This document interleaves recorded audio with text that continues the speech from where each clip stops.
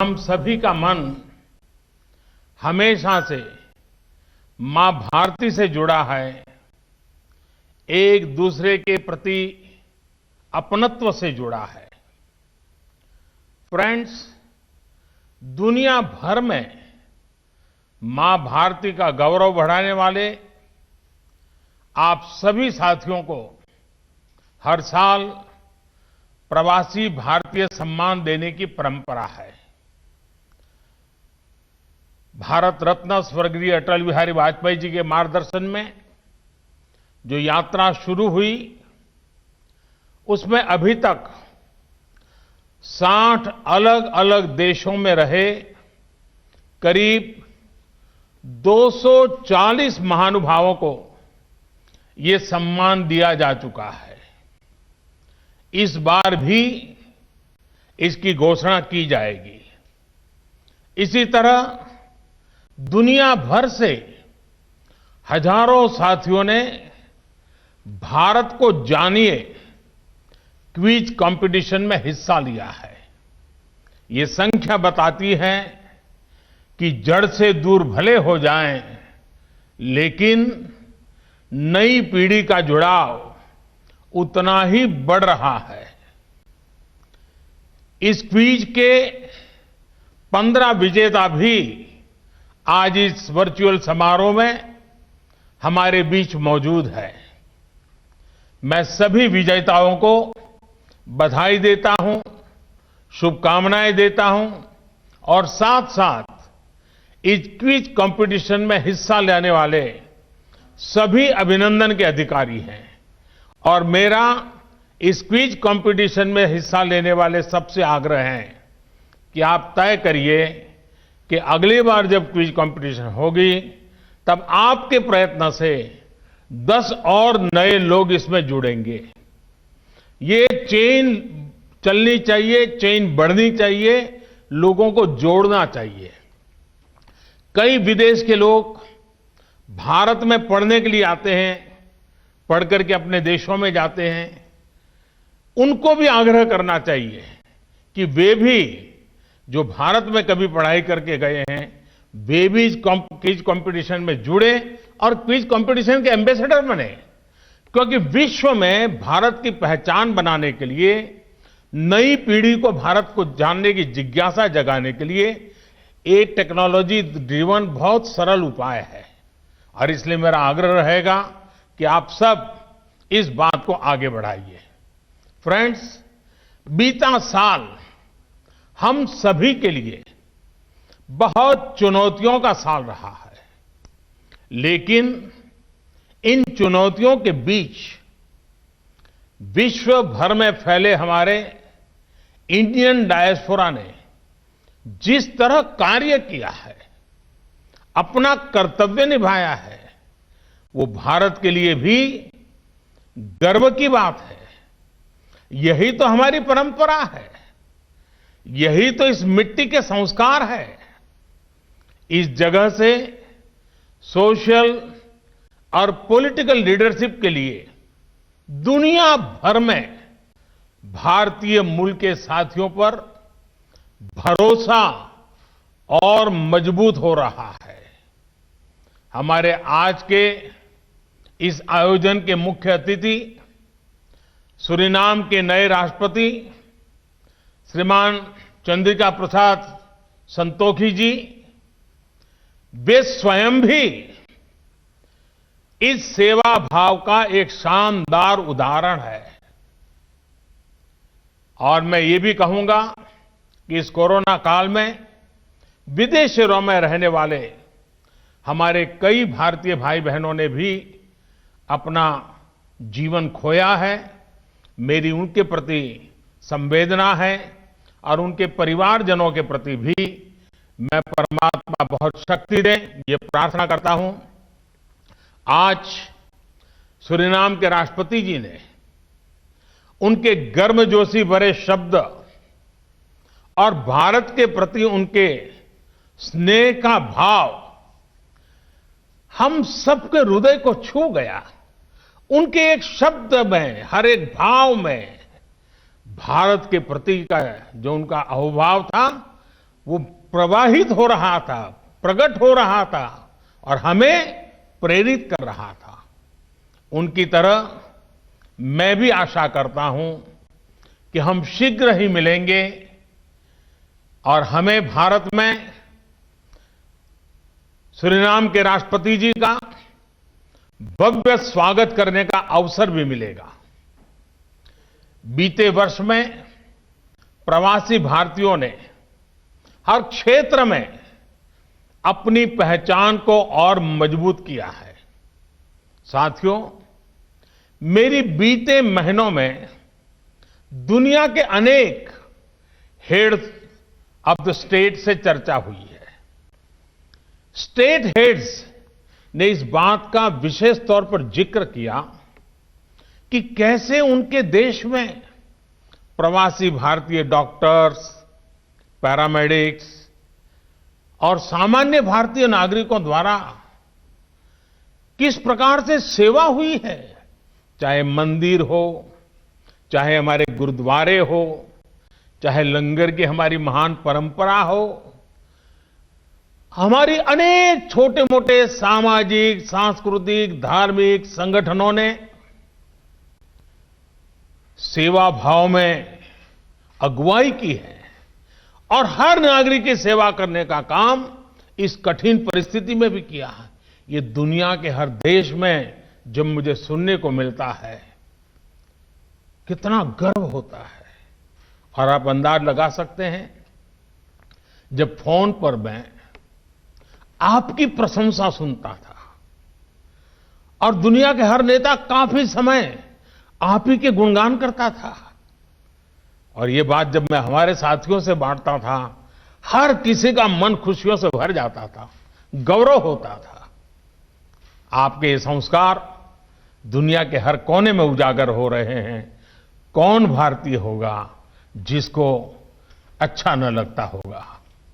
आप सभी ने जहां आप रह रहे हैं वहां ही नहीं, बल्कि भारत में, भारत की कोविड से चल रही लड़ाई में भी हर प्रकार से सहयोग किया है। पीएम केयर्स में आपने जो योगदान दिया, वो भारत में हेल्थ इंफ्रा, उसको सशक्त करने में काम आ रहा है। इसके लिए मैं आप सभी का आभार व्यक्त करता हूं। साथियों, भारत के महान संत और दार्शनिक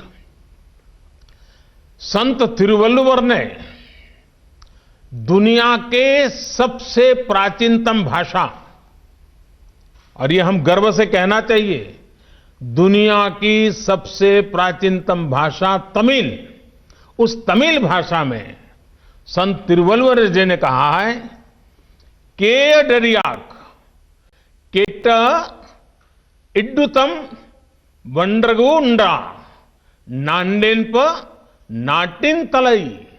इसका भाव है कि दुनिया की सर्वश्रेष्ठ भूमि वो है जो अपने विरोधियों से बुराइयां नहीं सीखती और जो अगर कभी कष्ट में भी आई तो दूसरों के कल्याण में कोई कमी नहीं करती।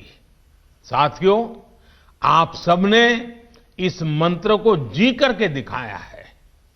हमारे भारत की हमेशा यही विशेषता रही है। शांति का समय हो या संकट का, हम भारतीयों ने हर परिस्थिति का हमेशा डट करके मुकाबला किया है। इस वजह से इस महान भूमि को लेकर एक अलग व्यवहार हमने देखा है। जब भारत ने कॉलोनियलिज्म के विरुद्ध मोर्चा खोला तो दुनिया के अनेक देशों में आजादी के संघर्ष के लिए ये प्रेरणा बन गया। जब भारत टेररिज्म के सामने खड़ा हुआ तो दुनिया को भी इस चुनौती से लड़ने का नया साहस मिला। साथियों, भारत आज करप्शन को खत्म करने के लिए टेक्नोलॉजी का ज्यादा से ज्यादा इस्तेमाल कर रहा है। लाखों करोड़ों रुपए जो पहले तमाम कमियों की वजह से गलत हाथों में पहुंच जाते थे, वो आज सीधे लाभार्थी के बैंक खाते में पहुंच रहे हैं। आपने देखा होगा, भारत ने जो नई व्यवस्थाएं विकसित की हैं, उनकी कोरोना के इस समय में वैश्विक संस्थाओं ने भी भूरी भूरी प्रशंसा की है। आधुनिक टेक्नोलॉजी से गरीब को एम्पावर करने का जो अभियान आज भारत में चल रहा है, उसकी चर्चा विश्व के हर कोने में है, हर स्तर पर है। भाइयों और बहनों, हमने दिखाया है कि रिन्यूएबल एनर्जी के मामले में डेवलपिंग वर्ल्ड का कोई देश भी लीड ले सकता है। आज भारत का दिया वन सन, वन वर्ल्ड, वन ग्रिड, ये मंत्र दुनिया को भी अपील कर रहा है।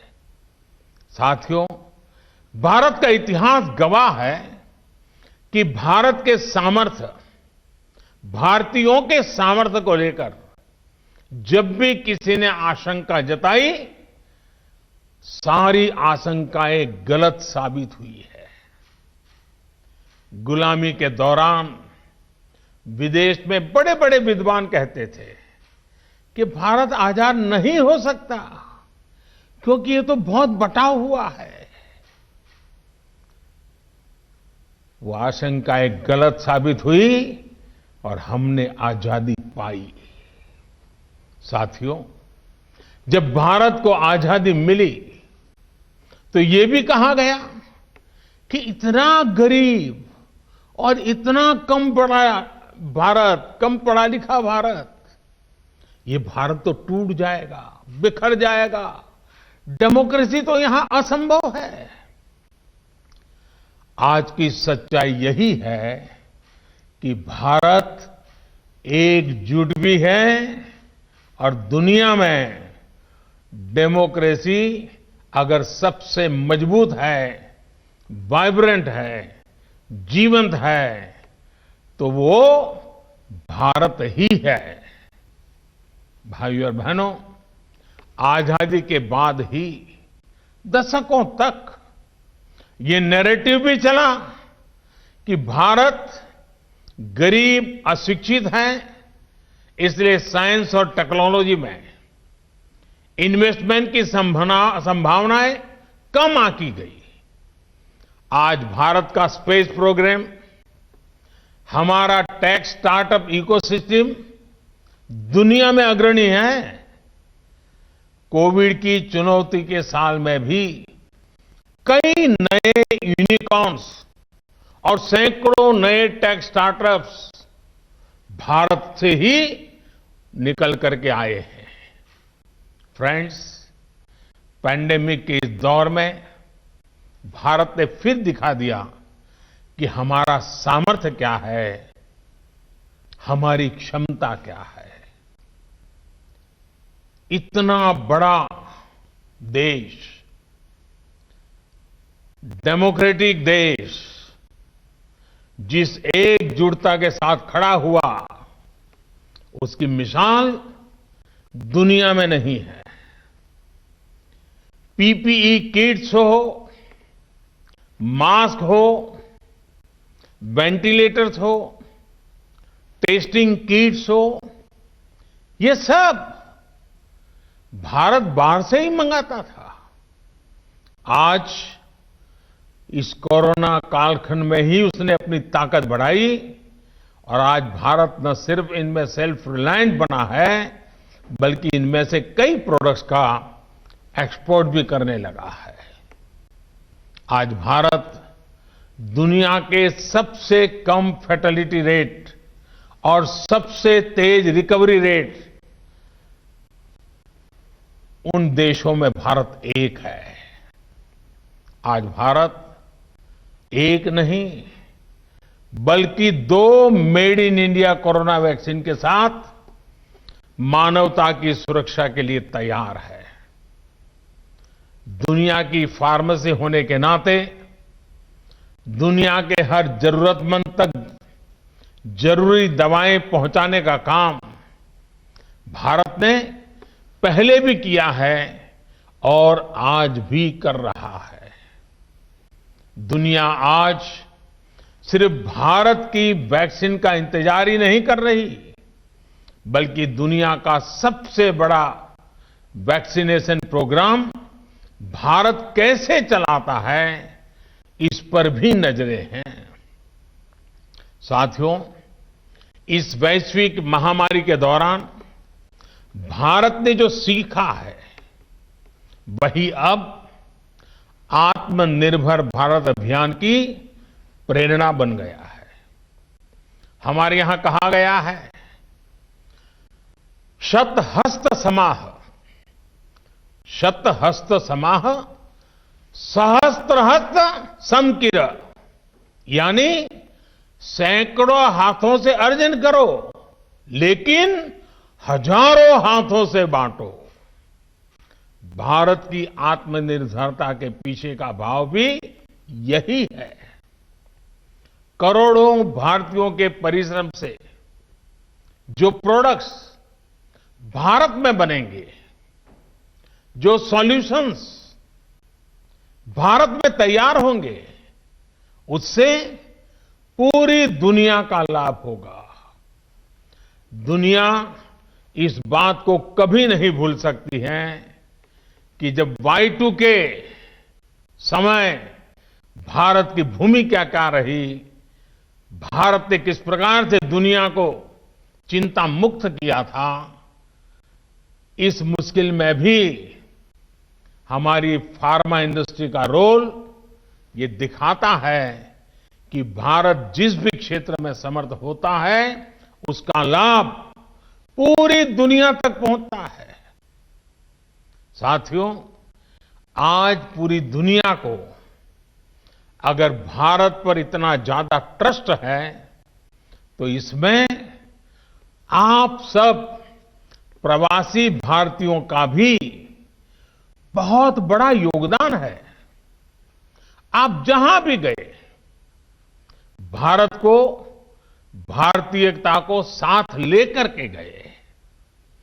आप भारतीयता को जीते रहे। आप भारतीयता से लोगों को जगाते भी रहे हैं।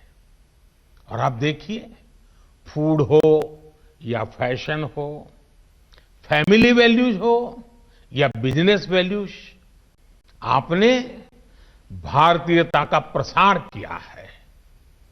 मेरा ये हमेशा से मानना रहा है कि भारत का कल्चर अगर दुनिया भर में लोकप्रिय हुआ है, तो मैगजीन्स, कुकबुक्स या मैनुअल से ज्यादा आप सभी के जीवन के कारण, आप सभी के आचरण के कारण, आप सभी के व्यवहार के कारण ये सब संभव हुआ है।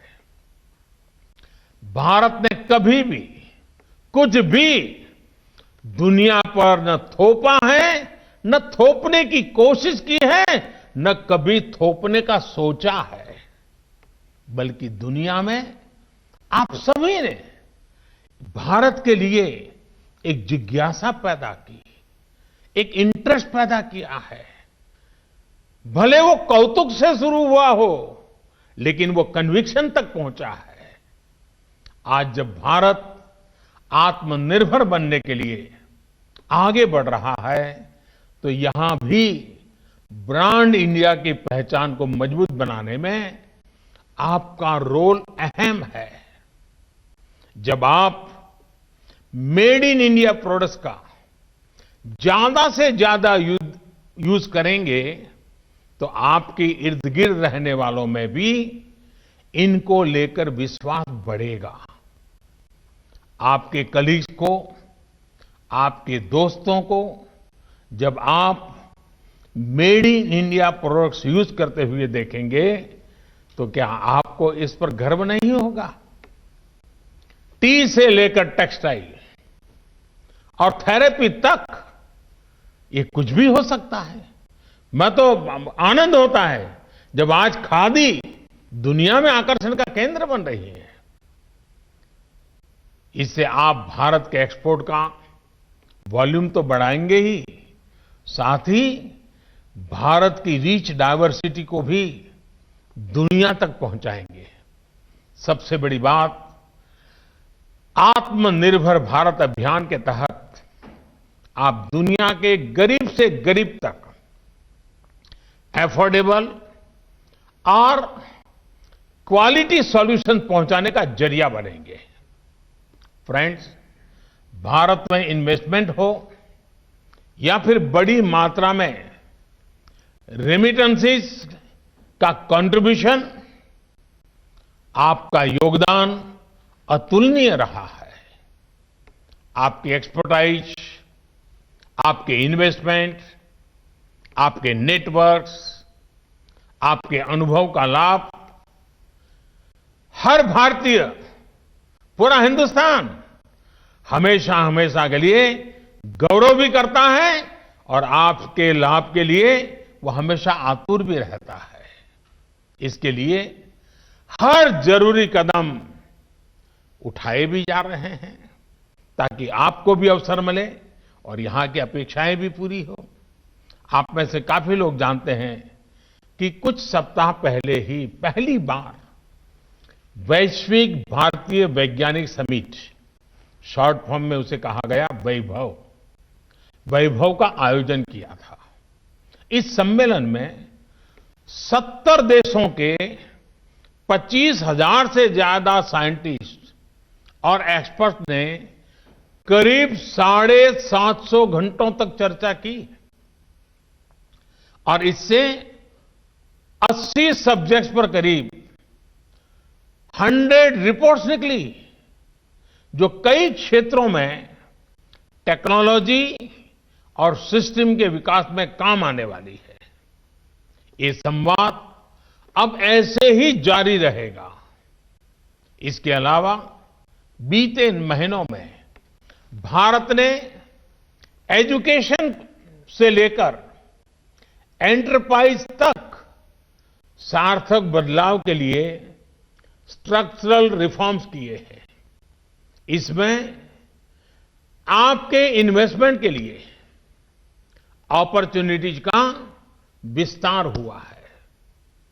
मैन्युफैक्चरिंग को प्रमोट करने के लिए प्रोडक्शन लिंक सब्सिडी स्कीम, ये बहुत पॉपुलर हुई है और बहुत कम समय में बहुत पॉपुलर हुई है। आप भी इसका भरपूर लाभ उठा सकते हैं। साथियों, भारत सरकार हर समय, हर पल आपके साथ, आपके लिए खड़ी है। दुनिया भर में कोरोना लॉकडाउन से विदेशों में फंसे 45 लाख से ज्यादा भारतीयों को वंदे भारत मिशन के तहत रेस्क्यू किया गया। विदेशों में भारतीय समुदाय को समय पर सही मदद मिले, इसके लिए हर संभव प्रयास किए गए। पैंडेमिक के कारण विदेशों में भारतीयों के रोजगार सुरक्षित रहे, इसके लिए डिप्लोमेटिक स्तर पर हर संभव कोशिश की गई। गल्फ सहित अनेक देशों से लौटे साथियों के लिए skilled workers arrival database for employment support, यानी स्वदेश नाम की नई पहल शुरू की गई।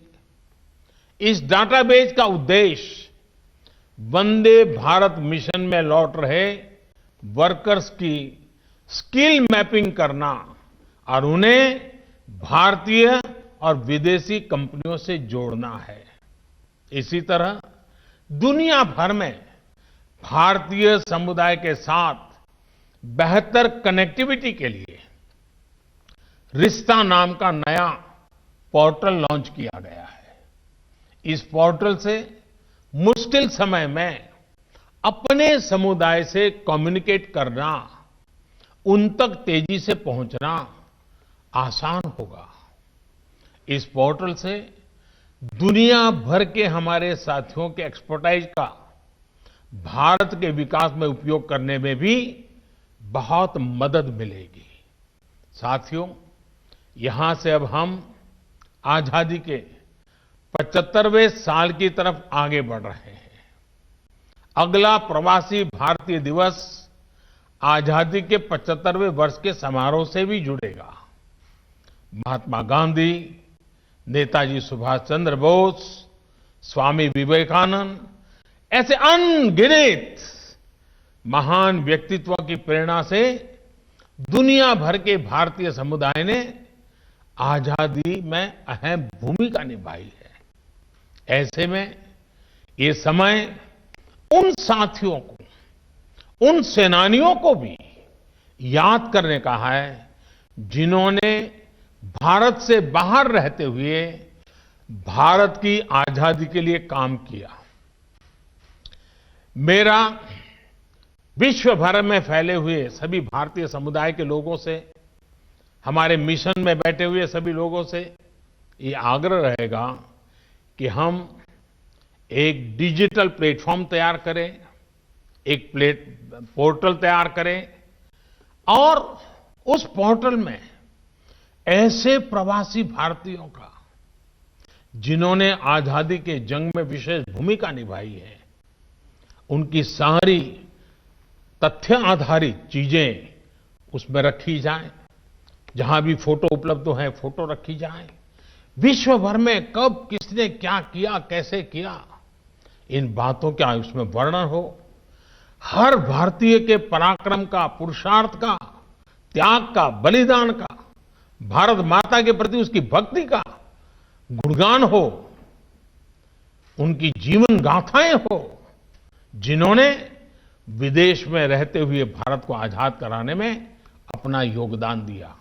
और मैं तो ये भी चाहूंगा कि अब जो क्विज कंपटीशन के लिए जो क्विज तैयार होंगे, उसमें विश्व भर में ऐसे भारतीय समुदाय के योगदान पर भी क्विज का एक अलग चैप्टर हो। 500, 700, 1000 वो सवाल हो जो विश्व भर में फैले हुए भारतीयों के विषय में भी जिज्ञासु लोगों को लिए ज्ञान का एक अच्छा सरोवर बन जाए। ऐसे सारे कदम हमारे बंधन को मजबूत करेंगे, आने वाली पीढ़ियों को प्रेरित करेंगे। आप सब इतनी बड़ी तादाद में आज वर्चुअली मिले हैं। कोरोना के कारण रूबरू में मिलना संभव नहीं हुआ है, लेकिन भारत का हर नागरिक हमेशा यही चाहता है कि आप स्वस्थ रहें, आप सब सुरक्षित रहें, अपना और देश का नाम रोशन करते रहें। इसी कामना के साथ मैं फिर एक बार सूरीनाम के राष्ट्रपति जी का हृदयपूर्वक आभार व्यक्त करता हूं। उन्होंने जो हम सबको प्रेरणा दी है, हमारे साथ जुड़े हैं, वे सचमुच में भारत का गौरव बढ़ाने वाले उन महापुरुषों में से एक हैं। मैं उनका भी विशेष धन्यवाद करता हूं और इसी कामना के साथ आप सबका बहुत बहुत धन्यवाद। तो भारतीय प्रवासी दिवस सम्मेलन को संबोधित कर रहे थे और इस मौके पर प्रधानमंत्री नरेंद्र मोदी ने प्रवासी भारतीयों को संबोधित करते हुए किस तरह से उनका योगदान अभी तक रहा है और कैसे आत्मनिर्भर भारत की तरफ जो कदम भारत के लगातार बढ़ रहे हैं, इस तरफ और क्या बेहतर जिम्मेदारी प्रवासी भारतीय निभा सकते हैं और प्रवासी भारतीय बाकायदा जो पोर्टल है उसके जरिए भी कैसे जुड़े, तमाम बातों का जिक्र किया गया प्रधानमंत्री नरेंद्र मोदी की तरफ से। न्यूज़ टॉप 9 रोज सुबह 7 बजे और शाम 7 बजे सिर्फ TV9 भारतवर्ष पर।